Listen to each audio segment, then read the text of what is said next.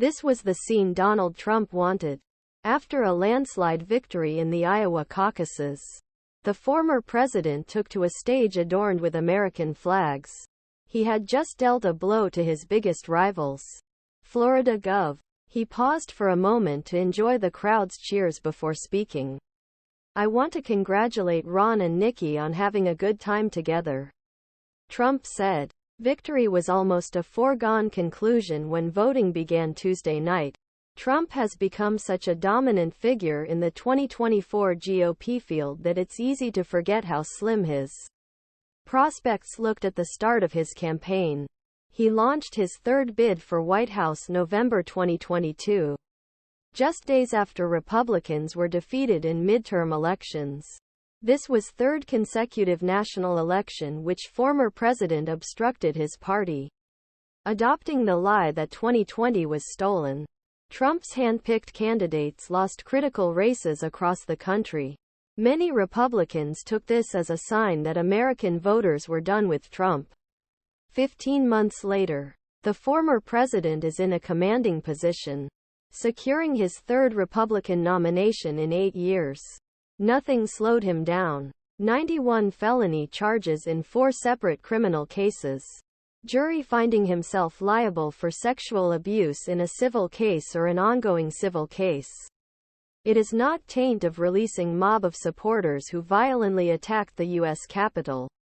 Latest campaign rhetoric that has become ever more vindictive and brutal. Any of these could end another politician's career. Not Trump.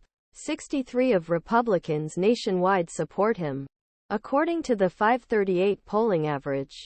While general election polls at this stage of the election have little predictive value, he is polling much better against President Joe Biden in both national and battleground polls than he did in 2020. Despite his critics' disdain, Trump's 2024 campaign has been marked by a series of deliberate claims that have helped him defy the laws of political gravity. Pundits mocked his decision to launch his campaign so early, simply to keep the schedule extremely light. But it served as a warning sign for potential rivals. Before the election season was fully underway, he used his control of the Republican National Committee and state GOP parties to create a favorable primary election calendar. For example, the Republican Party in Nevada, filled with Trump allies, decided to hold a caucus that would benefit Trump instead of a traditional primary. It also restricted the activities of super PACs. The move was designed to hurt DeSantis, who has great confidence in him. It was part of a sustained effort to break momentum of a candidate who most observers viewed as Trump's toughest opponent before the Florida governor entered race. By then Trump had reduced him to a caricature. She called him Ron DeSanctimonious, mocked his campaign missteps, unleashed a student army to troll DeSantis, and swept the endorsements of her state's congressional delegation. The attacks undermined DeSantis at